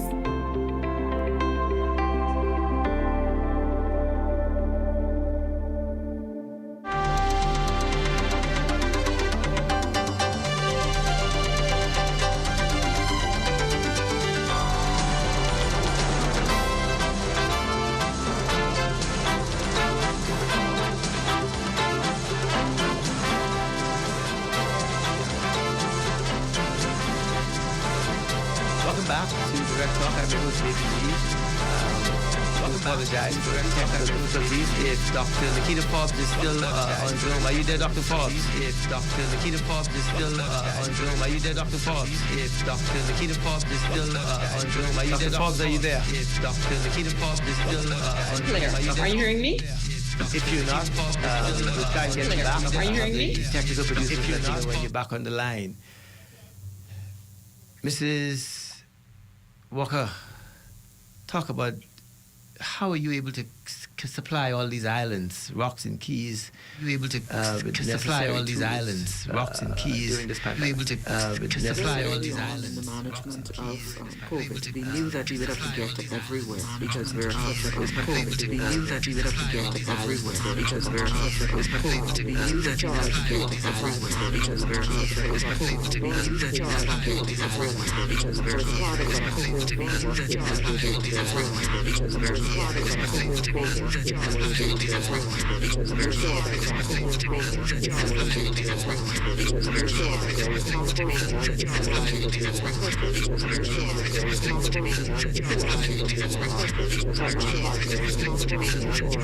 So our supplies management agency ensures that we get the right item at the right place at the right time. And we have, through the boating as well as air flights, gotten the supplies to all of the island clinics as well as Grand Bahama, New Providence, to make sure that the healthcare providers in all of these locations have what they need to provide the care for those who are presenting to them. This also means that we had to make sure that all the laboratory supplies have to be in place as well as the analyzers for the molecular testing that we do. It's a giant task. It has to be. Dr. Garraway, persons are dying. One young persons. I'm told that the morgue might be full. Have we reached the capacity of the morgue? The morgue is over capacity. So, I mean, we'd like to make an appeal that persons do their funeral arrangements and come and make arrangements to collect their loved ones and, put them to rest. The morgue is over capacity. We have increasing COVID deaths, and we have our regular deaths of the elderly, persons with non-communicable diseases, trauma. We still have those regular cases with COVID on top of it. Yes, I have to say it again. Young people are dying. Young people are getting sick. From COVID, young people are getting sick. From COVID, young people are getting sick. Please go and get from COVID, young people are getting sick. Please go and get from COVID, young people are getting. Any vaccine that's available to you, go and get it. Go and get it and protect yourself, protect your family. Because, young people will be out partying and they're bringing home COVID to their elderly parents and grandparents. And then these people are presenting to hospital. Princess Margaret has done an excellent job with our partners at South Beach Clinic at Doctors Hospital, trying to manage the COVID crisis. We have expanded our clinical footprint, so we are now using what used to be the food court for staff, to rest between shifts and on lunch breaks. So that is a clinical space now. We have persons on an outside patio. The PUI's person is under investigation, waiting for their COVID test result and to move them into, we have the Samaritan's Purse tent hospital that was set up in the second wave over there, or to Legacy, to Doctors West, or to South Beach Clinic. So it's a huge strain on the system, for all staff members involved. So please, we're asking that you protect yourself and get your COVID-19 vaccine. There's also, Mrs. Walker spoke about supplies. So because of the worldwide, the global problem with COVID, it's always been a challenge to source PPEs for the healthcare workers to protect themselves, to source testing supplies. So right now we have, beautiful machines at Princess Margaret, the GenX, the BioFire, that was donated by the U.S. government. And we can't source the cartridges. So we don't have adequate cartridges to test patients in a timely manner to help with the throughput of patients. So it's not for trying. PAHO is assisting us. The U.S. government is assisting us to try and find that there's a worldwide shortage, and people are holding on to their supplies that are being manufactured to manage their population. So, yeah. I saw a video of a funeral in Nassau last weekend. I mean, hundreds of people John no Canoe one rush out. wearing masks. I mean, what can we say to these persons to get them to understand the seriousness of this disease? These persons to get them to understand the seriousness of this disease. These persons to get them to understand the seriousness of this disease. These persons to get them to understand the seriousness of this disease. These persons to get them to understand the seriousness of this disease. These persons to get them to understand the seriousness. So what we're saying now, we believe is some of that, because it's the right incubation period for these persons to be presenting. And so when you go to large gatherings like that, like a funeral, there's a rush out and everybody just get emotional and they're not even paying attention to the protective measures that they should be taking. We know as healthcare providers, we're going to see the results of that within the next 14 days. 7 to 10 days, we're going to start to see the persons presenting at the healthcare facilities because they're not wearing any protection. I mean, and the sad thing, I had persons calling me rowing and cursing the government out for not allowing no bigger celebration for independence. And I said to them, the same government who you row today got to find beds for these people when they're sick, got to find workers for these people, and beds for these 24-hour operation at the hospital. 24 hours a day, 7 days a week. How do we talk to these young people? I wish I could, we have to protect our patients' privacy. I wish I could do a video.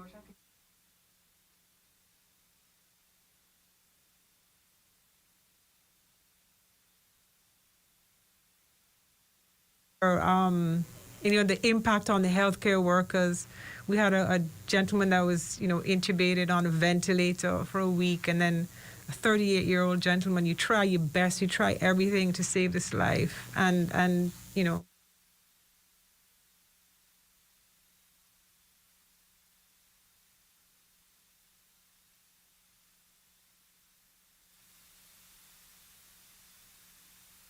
In COVID, or you have a much milder clinical course. And so just, please get vaccinated, stay home, don't go to the John Canoe rush outs and the big funerals. It's just not worth it.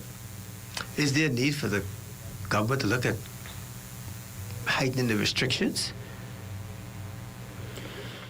Normally from the health sector, we give our clinical and our scientific advice. Yes. And we make recommendations. And then it's normally up to the cabinet and the nations. And then it's normally has been very consistent in doing that. Yes, we will always fall back on our public health measures of how to sanitize, the social distancing where you're covering. Persons also trying to balance that with the economy.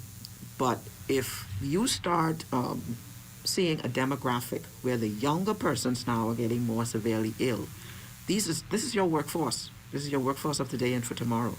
And if they're now starting to die out, there's an issue. Who are then going to be these workers for in the future? We're in a critical situation right now in the management of COVID in this country. At first we said it was elderly. It's not. It's no longer elderly. It has all of the age groups affected now.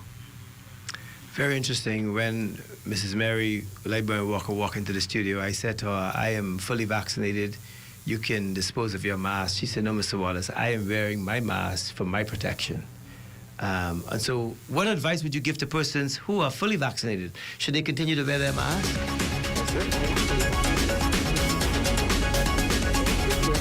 Persons who do not share a household with me or a bed space with me.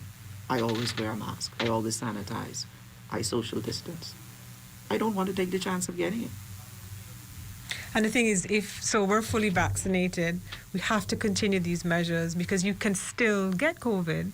Like I said, it could be milder or asymptomatic.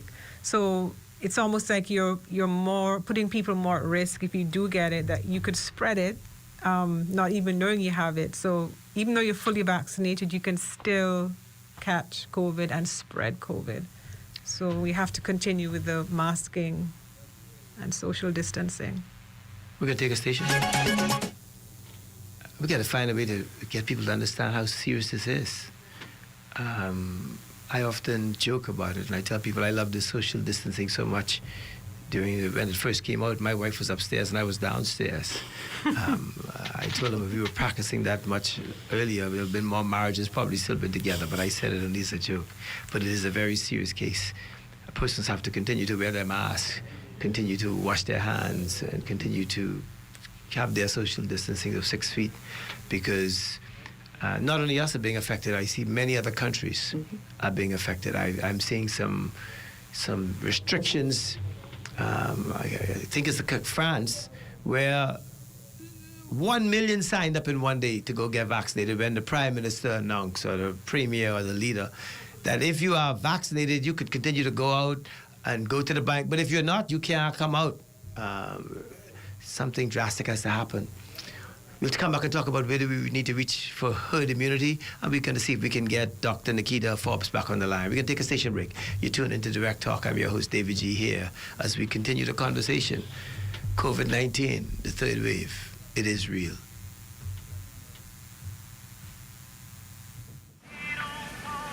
Hey, y'all, what's up? Hey, what's that? What y'all getting? Listen, I've been waiting to march down some lobster, yeah? Hi, I'm Matthew. I will be you guys waited today. Can I take your order? Oh, I've been jonesing for some grouper dread.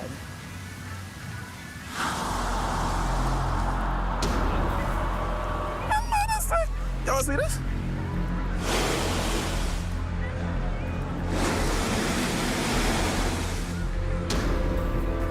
See, this ain't gonna work. Where the fish gone, though? But how, though? Don't leave our children with no fish in their future. Protect our sea. Protect our way of life. Protect the Bahamas. To learn how you can help, find us on Facebook at Bahamas Protected. See the future.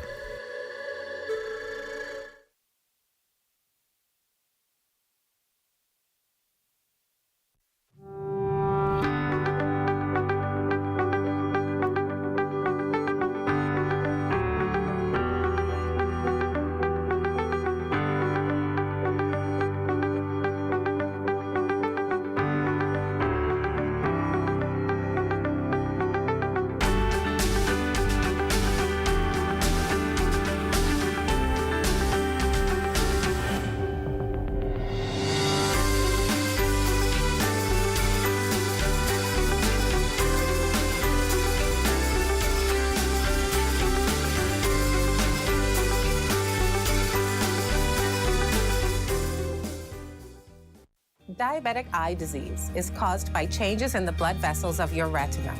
This disease is the most common cause of vision loss among patients with diabetes and is the leading cause of blindness and visual impairment in working-age adults. Symptoms of diabetic eye disease can include floaters in your vision, blurred vision, fluctuating vision, impaired color vision, or generalized loss of vision. Smoking can quadruple your risk of progression of this disease. Bottom line is, smoking will cause you to go blind faster with diabetes. So quit smoking. Also, for expectant mothers who are diabetic, it is very important that you have your eyes examined during pregnancy, as rapid changes can occur in your eyes during pregnancy. And remember, good eye health is a combined effort between your eye care team, your medical doctors, and you, the patient. This public service announcement is brought to you by the Public Hospitals Authority in conjunction with the Medical Association of the Bahamas and the Broadcasting Corporation of the Bahamas. The Ministry of Health wishes to advise members of the public that prevention is key during this flu season. Practicing good cough hygiene can make the difference between you and your loved ones getting the flu or spreading the influenza virus. Good cough hygiene habits include covering your mouth and nose with a tissue when coughing or sneezing, and proper disposal of the tissue in a trash bin. Coughing or sneezing into your upper sleeve near your inner elbow and not your hands when a tissue is not available. Avoiding the use of handkerchiefs and towels as they hold germs, becoming a nest for the virus.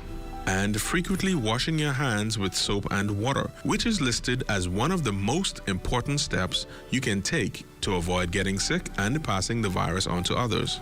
If you have any questions about how to practice good cough hygiene to avoid catching or spreading the flu, contact your nearest community clinic or the Health Education Division at the Ministry of Health. This message is brought to you by the Ministry of Health in partnership with the Public Hospitals Authority. The Atlantic hurricane season runs from June 1st to November 30th. When a hurricane alert is issued for your area, which indicates the possibility that you could experience hurricane conditions within 60 hours, you should begin the initial stages of preparation for the storm. When the storm is 48 hours away, a hurricane watch is issued.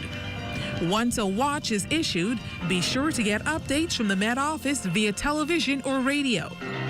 Get your battery-powered radio ready. Keep your emergency supply kit, blankets, and sleeping bags handy, and keep children and pets indoors. Be sure you have extra cash and a car tank full of gas. Fill all prescriptions. A hurricane warning means that a storm with winds up to 74 miles per hour or more is 36 hours away. At this point, secure all windows with shutters and plywood. Place your valuables in a waterproof container and store them on the highest floor in your home or in the safest area. This public service announcement has been brought to you by the Broadcasting Corporation of the Bahamas in conjunction with the National Emergency Management Agency. There are numerous untold stories. This is our legend. And I said, but Reverend Cadogan, there are dozens of membership manuals. You could get them anywhere. He said, but none have been written from a Caribbean perspective. None have been written by a son of the soil. He said, and you are fresh from seminary. I want you to write it. It is important to take precautions to reduce your risk of getting infected with COVID-19, even when you go to the grocery store. Practice physical distancing that is 6 feet apart from others while you wait in line to enter the store. One person per household needs to go. Use wipes to disinfect the cart or basket handle that you select. Avoid touching your face, unnecessary items, and surfaces. Try to touch only what you are buying. So carry a grocery list to help you move along quickly. Do not forget to wear a cloth mask while you do your shopping and carry hand sanitizer with you. Practice physical.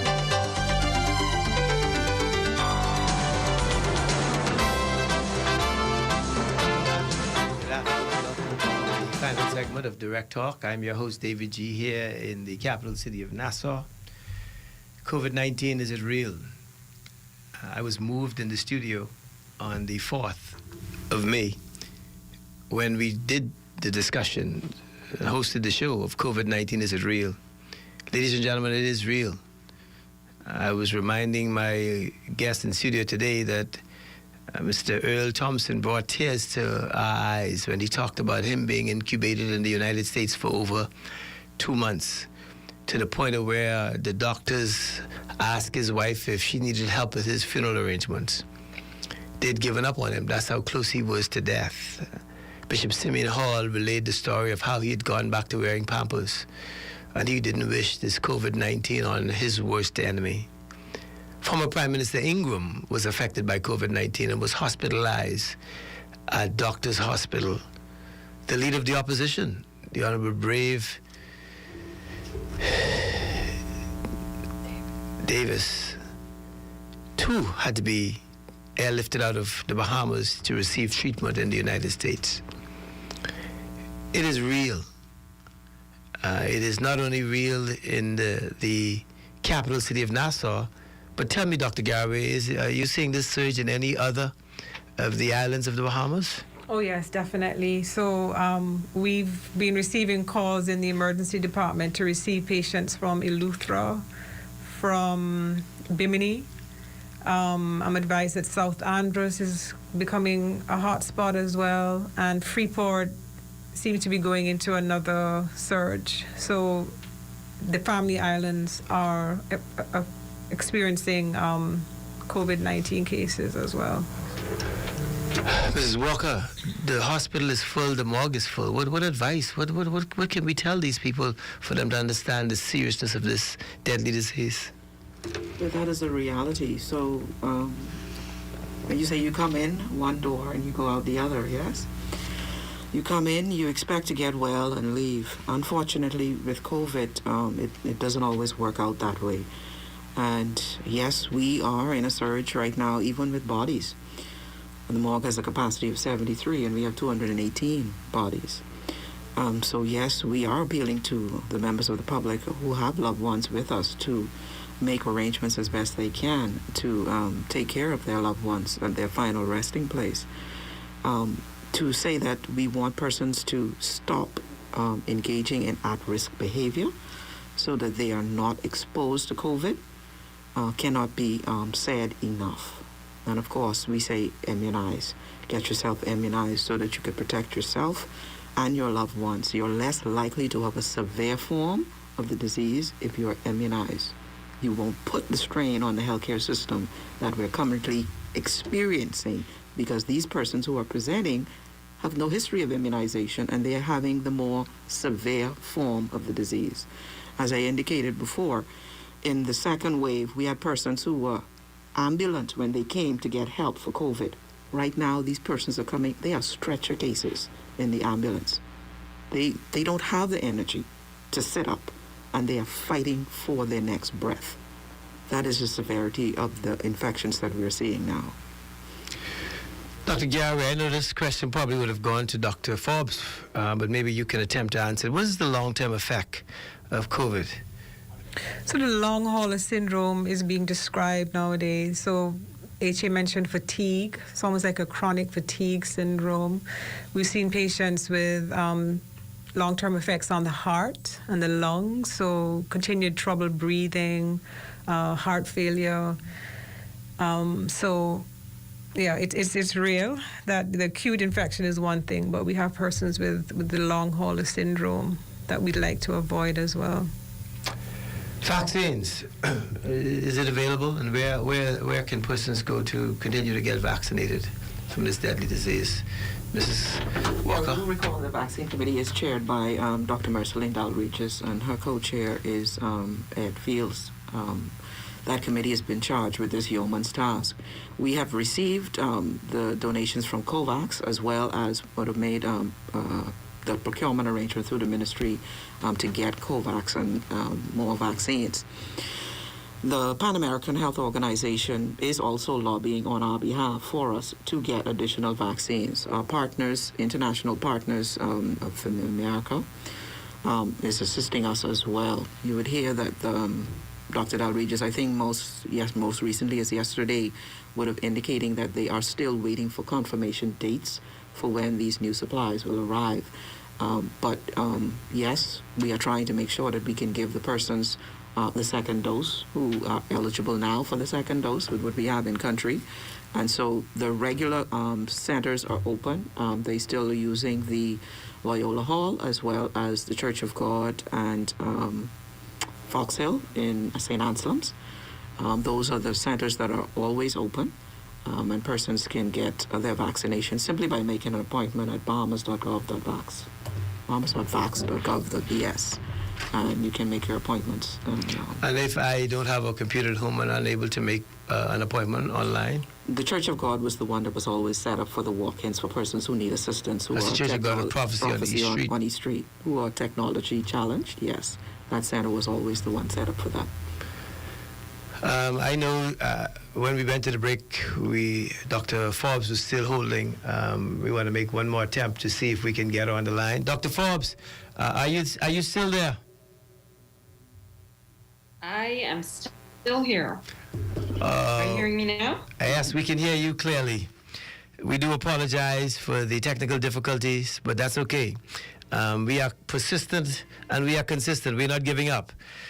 Thank you for still being there. Talk to us about the message we're trying to get out as it relates to this COVID-19 before we were interrupted.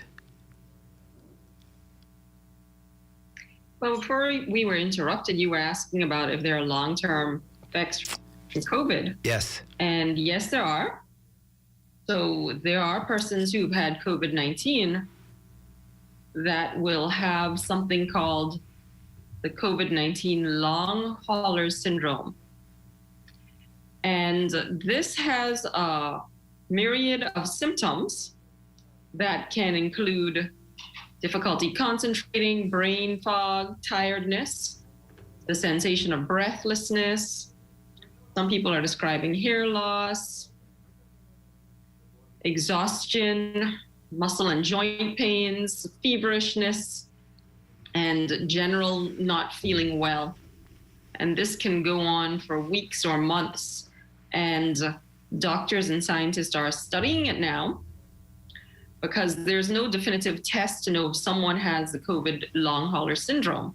And the management is really quite supportive. Other than that, there are other complications. So COVID can impact the lungs and the heart.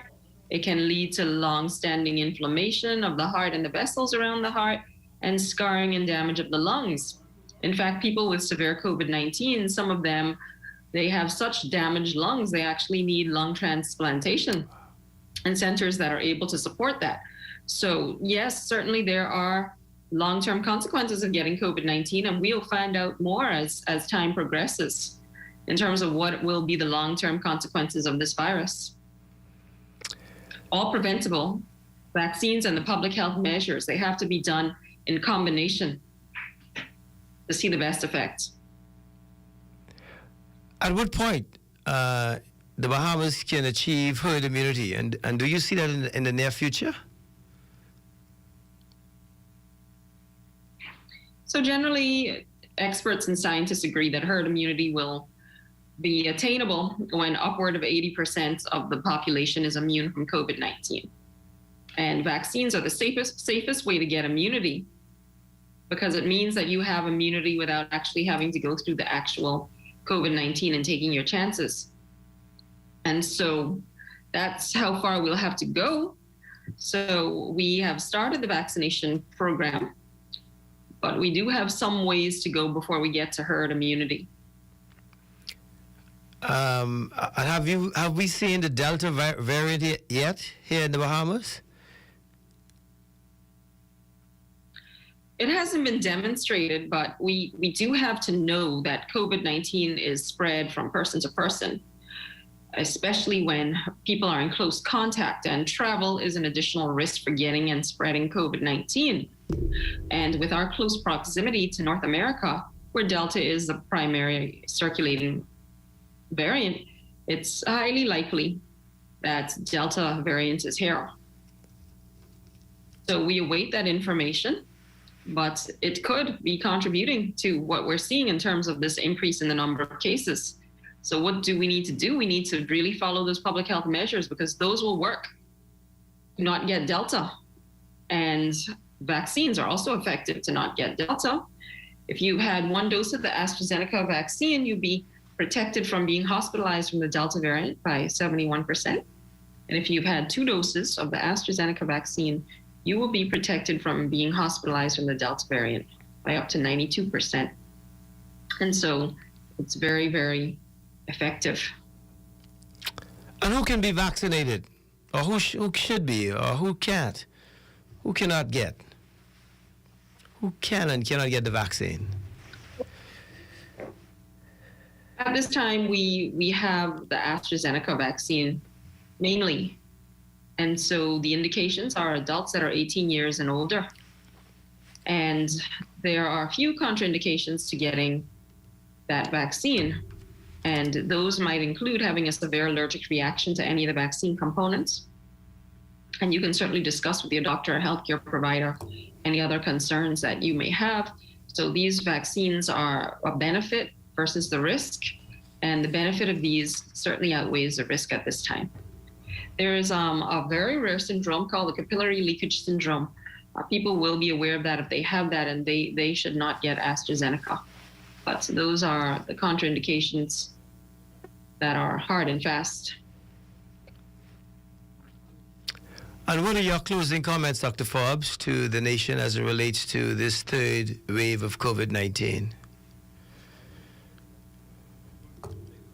So we are in a third wave, and unfortunately, this wave is growing. And COVID is still spreading. And what can we do? Like I said, we have to learn to live with it. Vaccinations are very, very effective, but they have to be combined with public health measures. And doing those in combination will reduce your chances significantly from getting COVID-19. And we do have to look at how we can reduce our risk of getting COVID-19 and to not spread it. That's where we are and what we're looking at for the immediate future. I want to thank you for joining us today, but more importantly, thank you for the great work you and the team are doing. We know it is an unthankful job.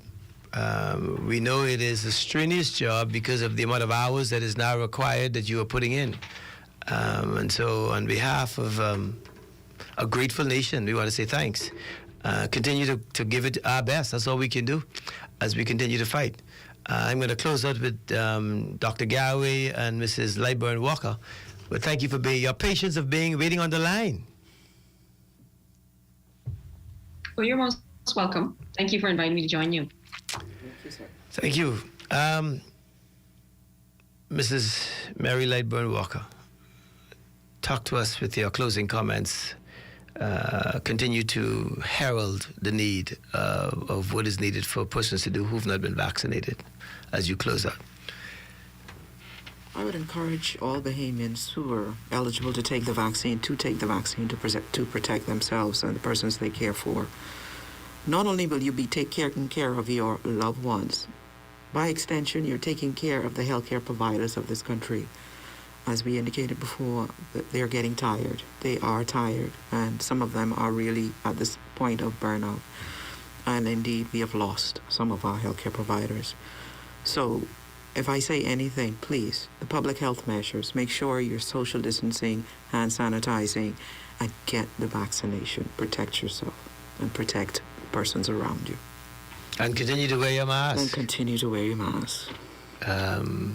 As you said it, you've educated me, and now I am going to start to wear my own throughout, because I felt that because I was vaccinated and you were vaccinated, I didn't have to wear it. But like you said, people could be asymptomatic, Dr. Garraway? That's correct.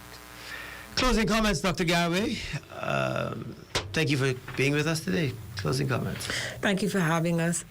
What I'd like to say is just a huge thank you, as you did, to all the healthcare workers, the frontline workers, who have been putting in hours and hours. You know, this is what we do, this is what we train for, and we want to be there for the patients. So thank you to my team at PMH and South Beach and Doctors Hospital, Rand Memorial, the public health clinics, the Family Island clinics. They've gone above and beyond, and we really do appreciate you. So to the Bahamian public, please help us to help you. So, you know, the I'd like to say irresponsible behavior of, you know, feeling you have to go out and party and go to bars drinking, getting together. It's not essential. Let's get over this crisis. Let's get over this surge. All of us alive and well, we can party next year or whenever COVID is no longer such a threat to us. Okay, so please wear your mask, get a vaccine, and be safe. Thank you. I want to thank you all because you continue to give of yourself, you give of your family, because you are away from your family to look after the health of this nation. I wish there was a way we could get the public to understand the danger. You continue to herald the cry. We cannot stop. We got to encourage persons. Each of us have a responsibility out there to talk to one person about educating them, because you hear all kind of silly excuses. It reminds me of the Bible. The Bible says in the last days, man will believe a lie before they believe the truth. People are putting all type of things out on social media. And then I heard a lady who was a campaign against the vaccine on social media has now taken the vaccine, but she's not said to these thousands of followers that she has taken it, because no one wants to die. And so let's continue to encourage persons who've not to take the vaccine. I want to salute you, salute all of the staff at the Princess Margaret and the Rand and all of the hospitals and the Public Hospital Authority. I remember Harcourt Brown, your former administrator today, Herbert Brown, who was a wonderful Grand Bahama boy before he came to the city, and y'all induced him into the city, and he never looked back at the family island from he left Maguana to travel to Grand Bahama. Let us continue to remember him and his family in prayer. You can join us tomorrow. First segment, as the Bahamas Maritime Association celebrates its 25th anniversary. We're going to be talking about the Bahamas Maritime Cadet Corps. Joining me in studio is going to be Mr. Cardi Cox, the director, and Mr. Clayton Curtis. And in the afternoon segment at 12 o'clock noon, we're going to be talking about the 80-year journey of an Exuma descendant. Miss Ruby and Cooper Darling will join us in studio. And then on Thursday, we go to Grand Bahama. The history of St. Stephen's Anglican Church, the oldest church in Grand Bahama. We're going to be talking to Mr. Errol Martin, Mr. Larry Wildgoose, and Miss Veronica Pointer is joining us on that show. She's one of them old members of St. Stephen's Anglican Church. And then on Friday, we're going to be saluting the veteran educators of the Lewis Yard Primary School as we close out the week. And then the following week, you can tune in for Winners Never Quit. We're going to be talking to Urban Renewal about their wonderful journey of these small home repairs in Nassau. And then either we will have the journey of Mr. J.M. Pinder, or we'll be remembering the Nassau Beach Hotel on Wednesday. Go to Grand Bahama. We're going to be talking to the centenarians, Mr. Jeffrey Capert, who's 106, and Mr. Willie Jones, who's 107. We're going to be talking about their journey. And we will close out the week next week with the historical 57-year journey of the fabulous Cooling Waters, who've been singing gospel for 57 years. We're going to talk to some of their founders, Washi Williams, Kenny Baisden, George Mizik, and Joey Mizik is also one of the founding members of the Cooling Waters. They've now transitioned into the second generation. So we're going to be talking to Lloyd Chubby Grant and Barry Morris, Howard Grant and Derek Delancey and Will Stubbs. Talk about this journey. Thank you very much for tuning in today. You've been tuning in to Direct Talk. I'm your host, David G. To my producers, Portia Fernandez, Cindy Smith, Sean the Dapper, to Master Control. God bless you, and we'll see you tomorrow in the will of the Lord. The views expressed on this show, interview, or program are not necessarily the views expressed by the ZNS Radio Network and, by extension, the Broadcasting Corporation of the Bahamas.